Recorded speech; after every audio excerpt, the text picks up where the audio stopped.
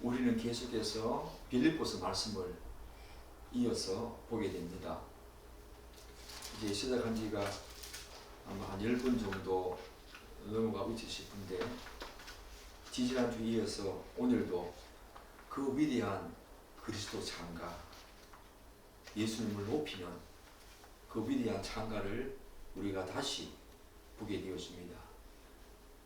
지지난주에 이어서 우리는 예수 그리스도의 순종, 복종에 대해서 계속 살피게 되는데, 예수님의 그 복종은 어느 시점에 일시적인 것이 아니었죠.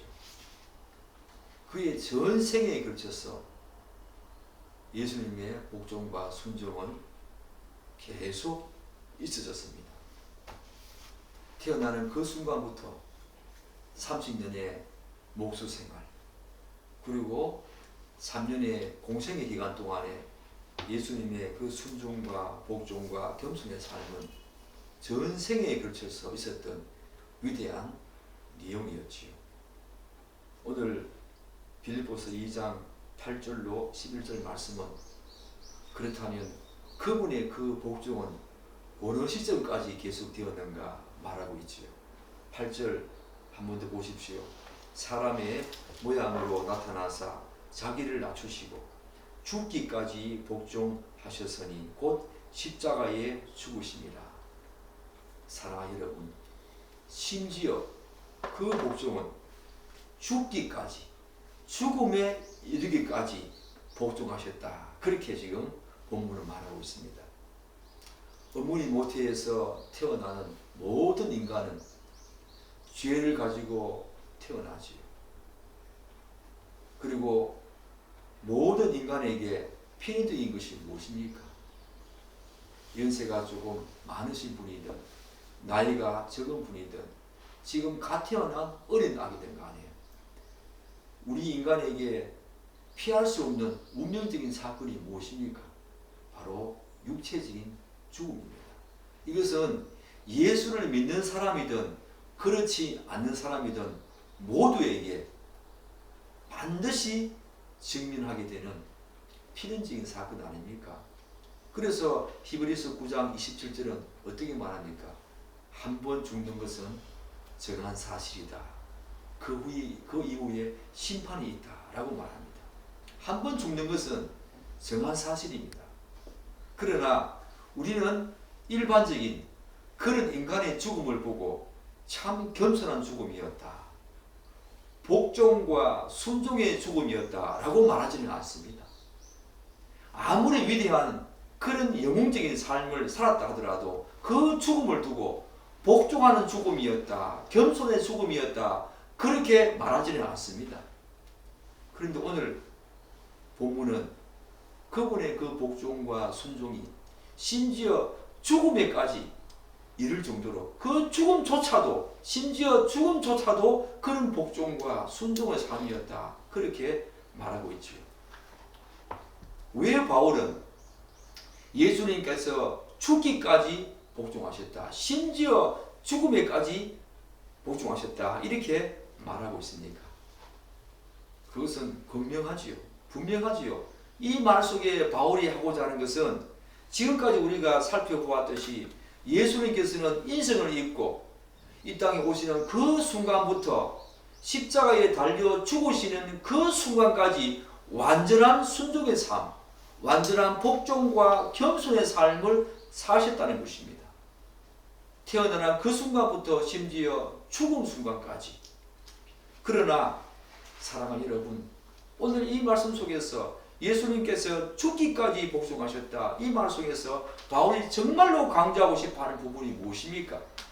십자가 죽음은 그 모든 복종의 최고조, 최절정에 해당할 만큼 강력하고 결정적이며 중요한 사건이었다라고 지금 바울이 말하고 있는 것입니다.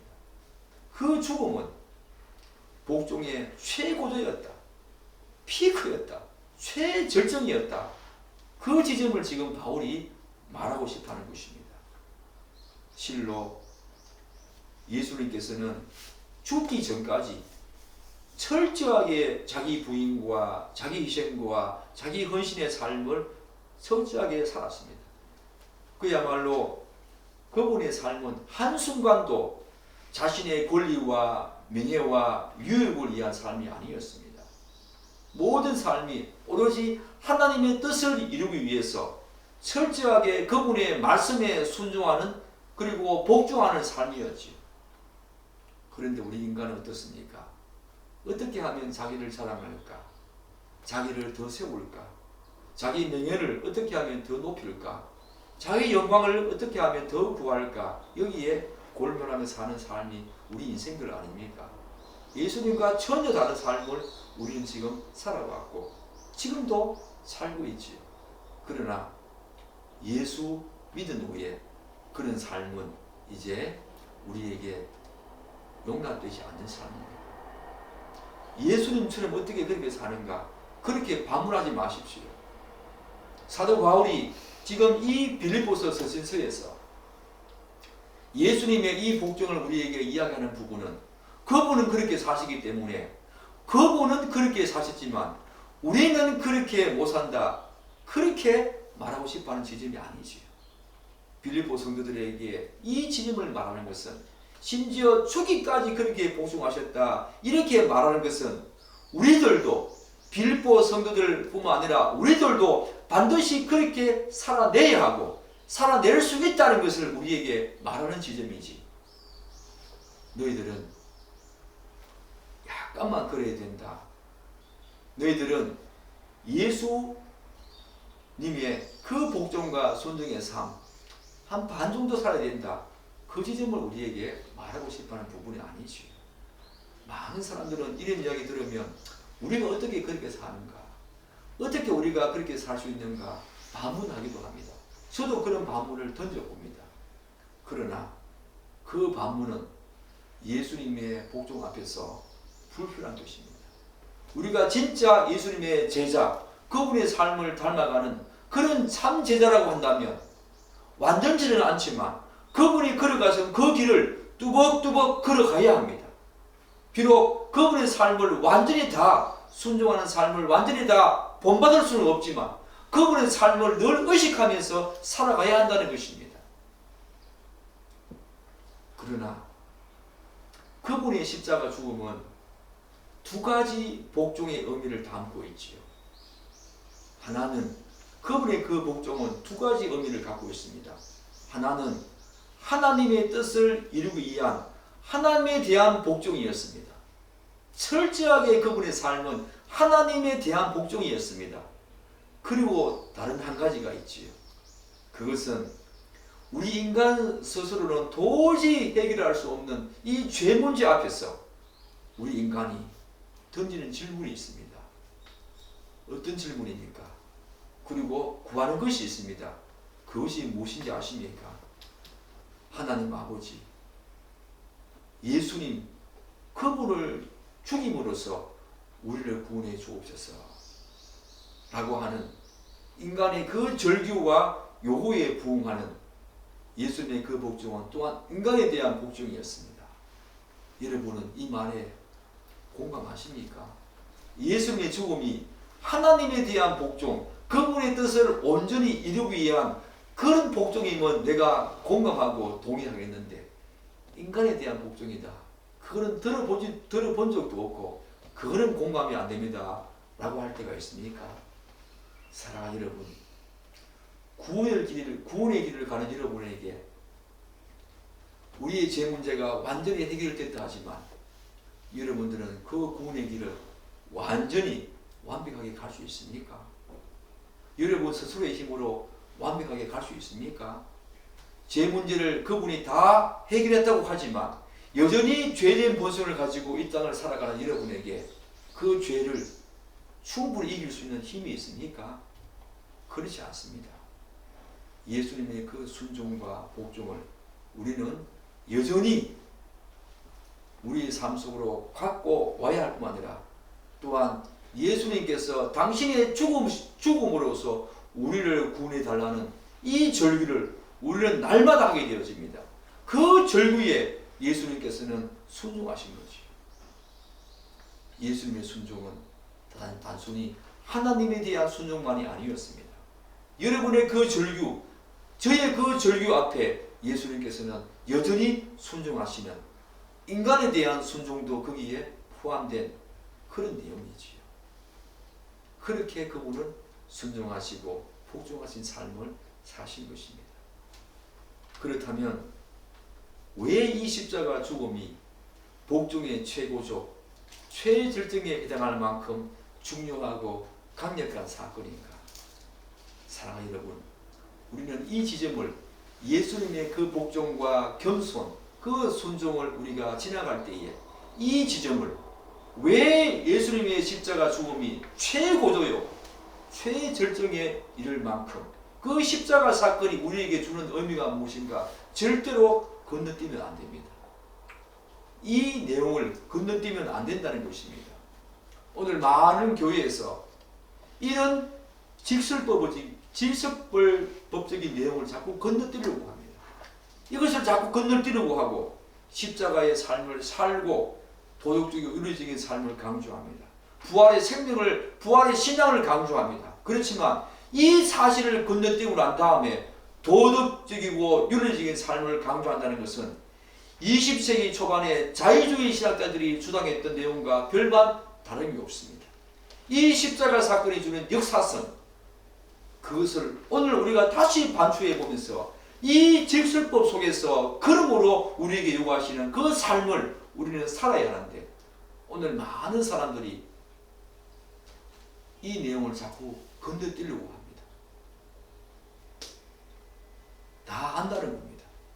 나는 십자가 다 아니까 이제 건너뛰고, 이제 그것이 무엇을 의미하는지, 그 삶이, 그 십자가가 우리에게 요구하는 삶만 얘기해 주라. 오늘날 교회에서 삶이 없다, 삶이 없다, 그런 말을 많이 하지 않습니까?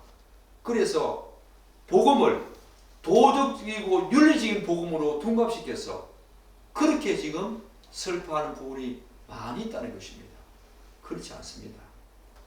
분명한 근거와 분명한 내용 속에서 우리의 삶이 나와야지, 이 부분을 제대로 살피지 않고 건너뜨린 것은 굉장히 큰 우려할 만한 내용인 것입니다. 그런 지점에서 그런 어떤 내용 속에서 오늘 우리는 십자가 죽음이 주는 이 최고의 사건, 이것이 무엇을 의미하는지 우리가 살펴야 한다는 것입니다. 십자가 죽음이 함의하고 있는 이 놀라운 내용은 몇 가지 이유 때문이지요. 저는 그 이유를 두 가지 측면으로 요약해 보고자 합니다. 한 가지는 그 십자가 죽음이 주는 외적인 의미입니다. 또 한 가지는 내적인 의미겠지요. 이것은 신학적인 의미겠지요. 사랑하는 여러분, 십자가 죽음이 주는 외적인 의미가 무엇입니까? 우리는 이 부분을 많이 이야기하는데 실은 내적인 부분이 더 중요하다는 것을 미리 말씀드립니다. 외적인 의미 무엇이겠습니까? 그 십자가 사건이 우리에게 주는 외적인 의미, 사랑하는 여러분, 여러분들도 많이 들어봤을 것입니다.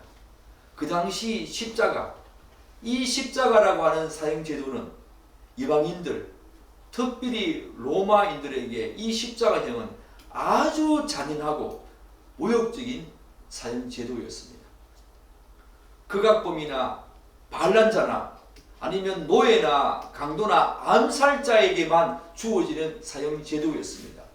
그런 십자가형을 예수님께서 지금 당하신 것입니다. 또한 유대인들에게 이 십자가형은 어떤 것이었습니까? 나무에 달리는 것 아니었습니까? 유대인들에게 나무에 달리는 것은 저주의 모습이었습니다. 저주받은 사람만 나무에 달려 죽은 것입니다. 그런 의미에서 본다면 외적으로 드러나는 이 십자가형은 너무 극악공하고 반란자, 노예, 강도, 살인자, 저주를 받은 사람들에게만 주어지는 너무 모욕적인 것이었습니다. 이것이 바로 예수님의 십자가 사건이 주는 외적인 의미지요. 모욕적이었습니다. 너무 혐오스러운 부분이었습니다. 사람이 아닌 정말로 짐승과 같은 사람들에게만 주어지는 십자가형이었습니다. 예수님이 지신 십자가는 그만큼 모욕적인 멸시와 또한 혐오스러운 것이었습니다. 그것이 겉으로 드러나는 십자가형이 주는 의미지요. 그러나 우리는 그것을 뛰어넘어야 합니다. 십자가가 주는 내적인 의미, 신학적인 의미가 무엇입니까? 정말 십자가에서 도대체 무슨 일이 일어나는 것입니까? 그분이 죽음은 단순히 순교적인, 단순히 한 사람의 위대한 순교자적인 죽음이 아니었지. 그렇게 치부하면 안 됩니다. 우리가 이미 우리 교회에서는 이 부분을 다루고 있습니다. 이 십자가 사건, 도대체 십자가에서 무슨 일이 일어나는가에 대한 초대교회 때부터 계속해서 이 부분에 대한 왜곡된 내용들이 있었습니다. 지금도 여전히 있습니다. 그렇기 때문에 우리는 이 부분들을 살펴봐야 합니다. 왜곡된, 잘못된 이론들이 어떤 것이었습니까? 속전설이었습니다. 속전설. 이 속전설인데 이것은 마귀에게 예수님께서 자신의 몸과 피를 마귀에게 속전을 지불해서 마귀로부터 우리를 샀다라고 하는 그런 내용 아니었습니까? 분명히 예수님의 그 십자가 그 의미에는 속전설이 있습니다. 그렇지만 마귀에게 예수님께서 자신을 속전으로 지불했습니까? 그렇지 않지요. 우리가 어떻게 알고 있습니까? 하나님께 지불했다. 그렇게 알고 있지요. 이런 내용들이 초대교회 때부터 계속해서 있어 왔습니다. 마귀에게 속전을 지불했다. 우리를 죄에서 구원하기 위해서 지금 우리를 붙잡고 있는 세력이 사단과 마귀니까 예수님께서 사단과 마귀에게 자신의 몸과 피를 속전으로 지불해서 우리를 거기에서 건져주셨다라고 말하는 부분이죠. 이것은 잘못된 것입니다. 그리고 또 뭐가 있습니까? 만족설. 안셀무스의 만족설이죠. 하나님의 공의를 만족시키는 것이 아니라 하나님의 명예를 회복하고 만족시키기 위해서 예수님께서 십자가 주셨다. 그렇게 말하는 부분 아닙니까? 이것도 잘못된 거지요. 십자가는 철저하게 하나님의 공의를 만족시키는 사건이었습니다. 그분의 명예를, 실추된 명예를 회복시키고 만족시키는 것이 아니었습니다. 또한 도덕 가마설이 있지 않습니까? 예수님의 그 십자가 사건은 우리에게 도덕적으로, 윤리적으로 감동, 감화를 주기 위해서 그분이 십자가 지셨다라고 하는 부분이죠. 이것도 잘못된 것이죠. 그리고 마지막으로 대리 회개설이 있지 않습니까? 인류를 대신해서 그분이 회개를 드렸다. 그렇게 말하고 있지요. 왜냐하면 사람은 죄에 대한 참된 회개를, 죄에 대한 참된 개념을 갖고 있지 않기 때문에 회개를 들을 수 없다는 것입니다.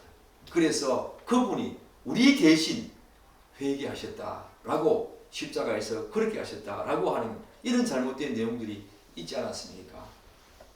사랑하는 여러분, 이런 잘못된 내용들을 가지고 우리는 다시 올바른 견해로 나아가야 하지요. 십자가 사건이 가르치고 있는 성경적인 가르침이 무엇입니까? 주님이 하신 사역은 구약의 제도 많이 닮아 있지요. 구약의 제사는 예수 그리스도의 모형입니다. 우리가 그런 말을 많이 하지 않습니까? 그리고 구약의 제사의 목적이 뭡니까? 하나님과 화목하는 것입니다. 그런데 하나님과 화목하기 위해서는 반드시 죄책에 대한 속죄가 이루어져야 합니다. 즉 희생제물이 들어져야 한다는 것입니다.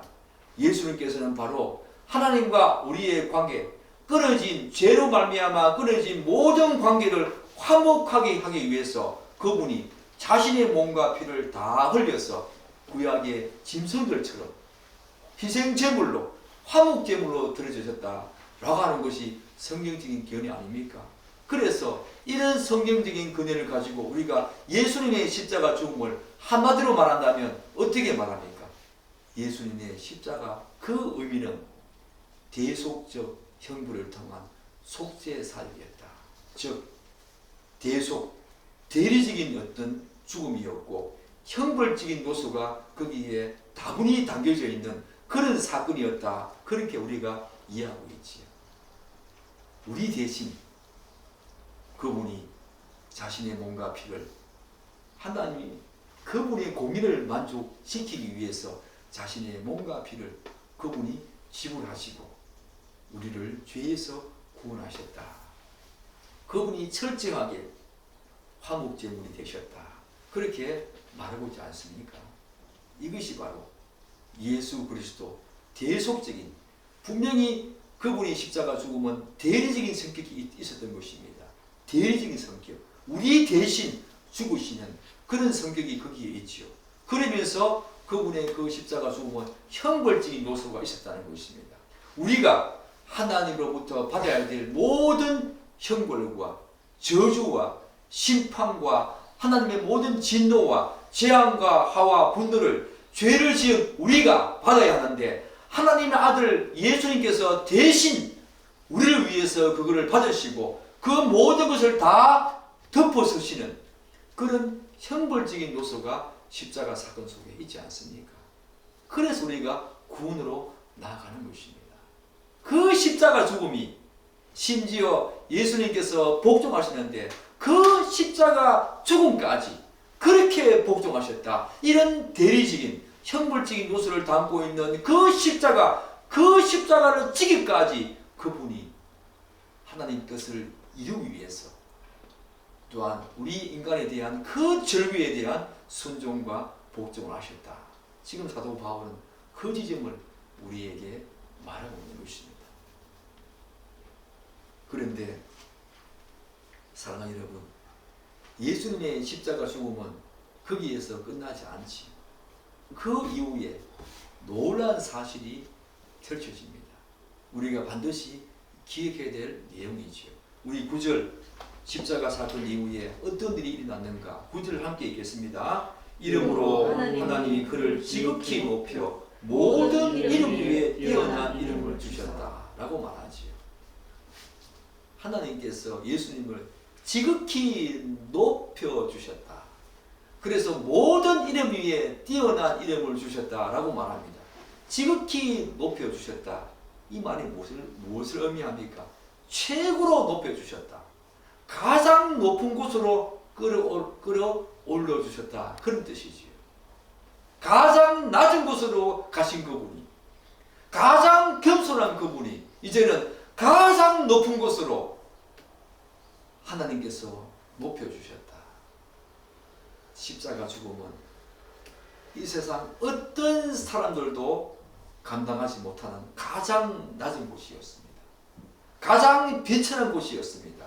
가장 겸손한 곳이었습니다.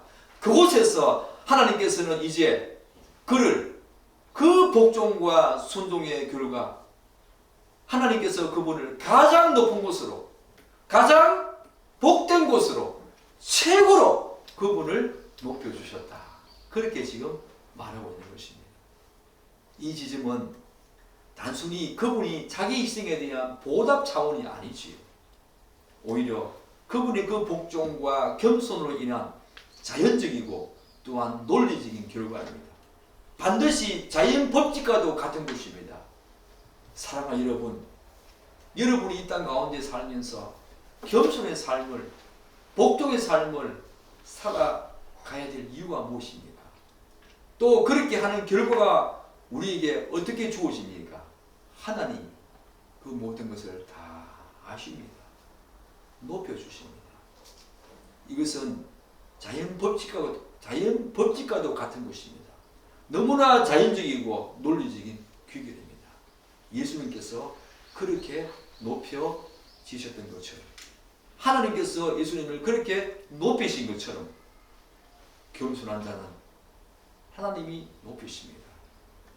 이 지점을 우리가 반드시 기억해야 합니다.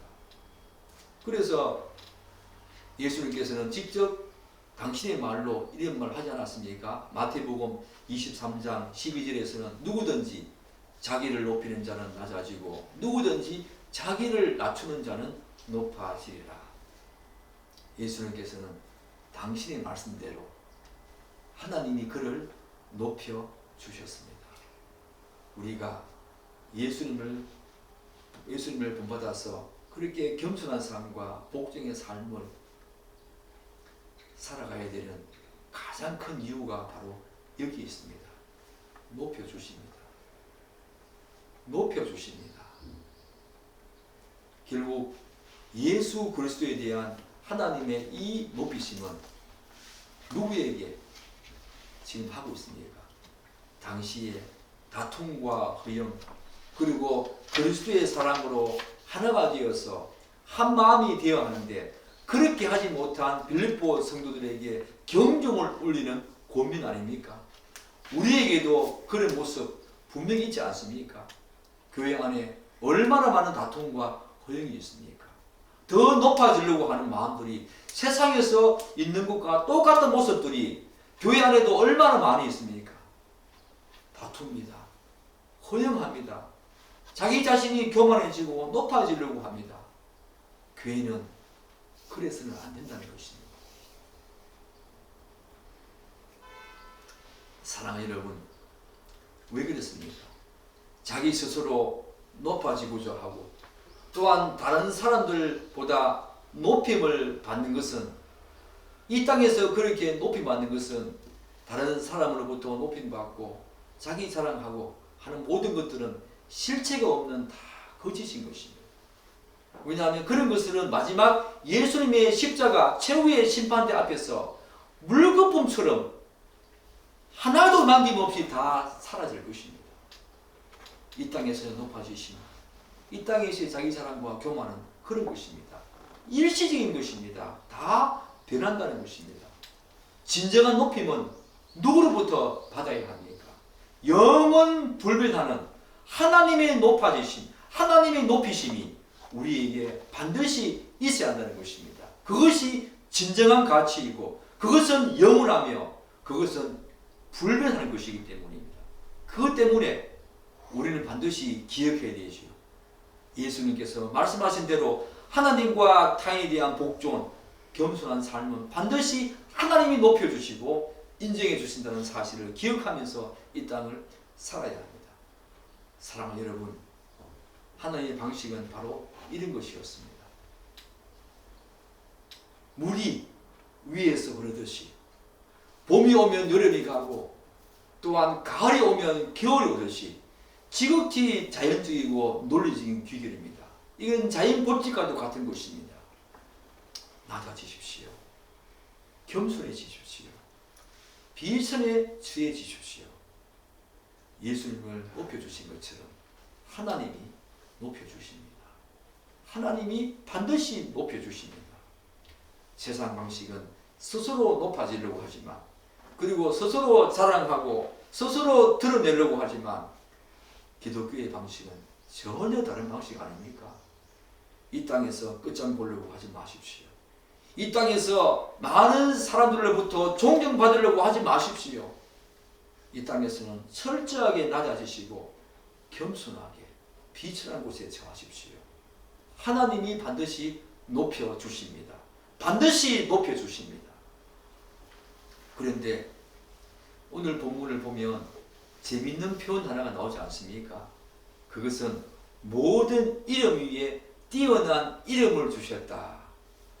사랑 여러분, 이 부분 읽으면서 무슨 질문을 던집니까? 저는 이런 질문을 던져봅니다. 예수님의 이름은 분명히 예수님인데 본문을 보면 마치 예수라는 이름, 그 본래 이름이 아닌 또 다른 이름을 주셨다라고 하는, 왜냐하면 뛰어난 이름을 주셨다라고 하니까 또 다른 이름을 주셨다라고 하는 그런 표현으로 들리지 않습니까? 모든 이름 위에 뛰어난 이름을 주셨다. 뭔가 예수 말고 또 다른 이름을 주셨나? 그렇게 우리가 생각할 수 있지요. 그렇습니까? 그렇지 않지요. 우리가 잘 알다시피 예수님은 하나님으로부터 또 다른 이름을 부여받은 적이 없습니다.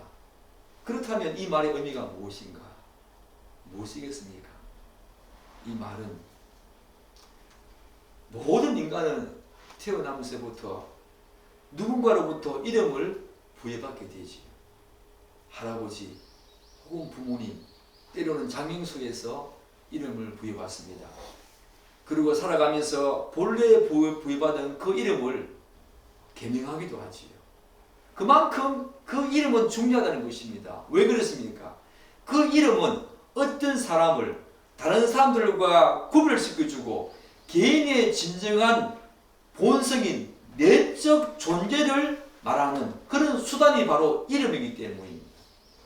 따라서 하나님께서 예수님에게 모든 이름 위에 뛰어난 이름을 주셨다라고 하는 이것은 그 예수라는 이름 앞에, 예수라는 이름에 합당하고 부합하는 실질적인 의미를 그에게 부여해 주셨다, 그런 뜻이지요. 또 다른 이름을 주셨다, 그런 것이 아니라 예수라고 하는 그 이름에 더 합당하고 부합하는 실질적인 의미를 그에게 부여해 주셨다, 그런 뜻이지요. 정말 진정한 본성인 내적 존재, 그것을 다 담고 있는 그런 실질적인 의미를 부여해 주셨다, 그런 뜻 아니겠습니까?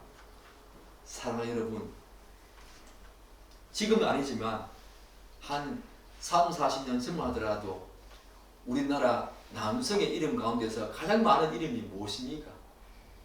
창수, 철수, 영식이, 그런 이름 아니었습니까? 여자들은요, 영자, 순자, 그런 자자들 아니었습니까? 이 당시에, 예수님이 살던 이 당시에 가장 흔한 이름이 예수였습니다. 그렇기 때문에, 그러면 모든 이름 위에 뛰어난 이름을 주셨다, 그 말 속에는 이제 그런 흔한 이름과 구별되는 실질적인 그런 의미에서 그분의 본성을 제대로 드러내는 내적인 어떤 존재로서 실제적인 의미를 그에게 부여해 주셨다. 그게 뭡니까? 오늘 본문의 입장에서는 그게 뭡니까? 바로 주입니다. 주. 주라고 하는 그 내용이 나오죠. 주. 바로 11절에 모든 입으로 예수 그리스도를 주라 시인하고 바로 예수가 주이시다, 그 의미를 부여해 주신 것이에요. 사랑하는 여러분, 주가 무슨 뜻입니까? 휴리오스라고 합니다. 구약에서는 여호와 하나님을 의미합니다. 바로 그분이 하나님이시다라고 하는 그런 의미지요. 그 의미를 하나님께서 그분을 높이시면서 그 이름을 그렇게 의미 부여해 주신 것입니다. 실질적으로 그러했고요. 오늘 여러분들에게 마지막으로 이 부분을 강조하고 싶습니다. 그런데 바울은 본문에서 하나님께서 예수에게 모든 것 위에 뛰어난 이름을 주신 목적이 두 가지다라고 말합니다. 한 가지는 10절에 나와 있고 다른 한 가지는 11절에 나와 있지 않습니까? 하나가 뭡니까? 우리 10절을 한번 읽어보겠습니다. 하늘에 있는 것이나 땅에 있는 자들과 땅 아래에 있는 자들로 모든 무릎을 예수의 이름에 꿇게 하시기 위해서 그를 모든 이름 위에 뛰어난 이름을 주셨다, 그렇게 말합니다. 사랑하는 여러분, 이 10절의 내용을 읽으면서 여러분들은 무엇이 떠오릅니까? 저는 천지 창조에서 하나님께서 창조하신 모든 피조물이 생각납니다. 몇째 날에 무엇을 창조하시고 몇째 날에 무엇을 창조하시고, 여기에 다 들이지 않습니까? 하늘에 있는 자들과 땅에 있는 자들과 땅 아래에 있는 자들, 물론 여기는 자들이라고 해서 사람을, 어떤 존재의 어떤 방식을 사람으로 묘사하는 듯하지만 사람을 포함해서 지적인 어떤 존재, 인간을 포함해서 모든 피조세계가 다 그분의 무릎 앞에 꿇게 하시고 그런 뜻 아니겠습니까? 하나님이 창조하신, 창세기에서 하나님이 창조하신 모든 피조세계가 이제 그분의 무릎 앞에 하나님이 꿇게 하신 것입니다. 사랑하는 여러분, 진실로 하나님의 본체를 가지시고 자신을 낮추어서 인간의 모양으로 인간같이 사람같이 계신 그분 아니었습니까? 그분의 그 겸손과 복종, 그 결과는 정말 어마어마한 결과였습니다. 모든 이름 위에 뛰어난 이름을 주셨고 그 목적이 뭡니까? 이제 모든 무릎을 그분의 이름 앞에 꿇게 하셨습니다. 사랑하는 여러분, 하나님이 그렇게 하신 것입니다. 바울은 여기서 완전히 순종하신 자가 이제 완전히 순종받지 않으면 안 된다는 그 사실을 청명하고 있는 것입니다. 사랑하는 여러분, 여러분의 그 순종과 복종은 하나님이 인정해 주실 뿐만 아니라 저 천국에서 모든 천상의 피조세계가 우리에게도 그렇게 하실 것입니다. 여기에서 한두 사람으로부터 존경받고 인정받는 것이 아니라 여러분이 이 땅에서 비천해지고 겸손해지고 복종하며 또한 낮아지는 삶을 살면 저 천상에서는 하나님께서 그 천상의 모든 피조세계를 다 동원해서 예수님께서 이렇게 높임받은 것처럼 우리를 그분이 높여주신다는 것입니다. 자, 그러면 마지막으로 한 걸음 더 나아가서 바울은 하나님께서 예수님에게 모든 것 위에 뛰어난 이름을 주신 두 번째 목적이 뭐라고 말하고 있습니까? 11절 한번 보십시오. 모든 입으로 예수 그리스도를 주라 시인하게 하셨다. 바울은 10절에서 모든 무릎, all knee, 모든 무릎이라는 표현을 사용했는데 본문에서는 뭐라고 말합니까? 모든 입이라는 표현을 사용해서 모든 피조세계가 바로 그분의 이름 앞에 무릎 꿇게 하고 굴복하게 하신다. 그렇게 표현하고 있는 것입니다. 사랑하는 여러분, 이러한 바울의 표현은 지극히 자연스럽고 또한 단기 아닙니까? 어떤 대상에게 무릎을 꿇었다면 그 다음 해야 할 일은 무엇입니까? 입을 열어야 합니다. 그 다음 피조세계가 모두 어떤 대상에게 무릎을 꿇었다면 이제 해야 할 어떤 다음 차례는 말을 하는 것입니다. 그래서 하나님께서 모든 입, 곧 모든 피조세계가 공통적으로 말하게 하는 내용이 있다는 것입니다. 그게 무엇입니까? 바로 예수 그리스도는 바로 주시다. 하나님이시다.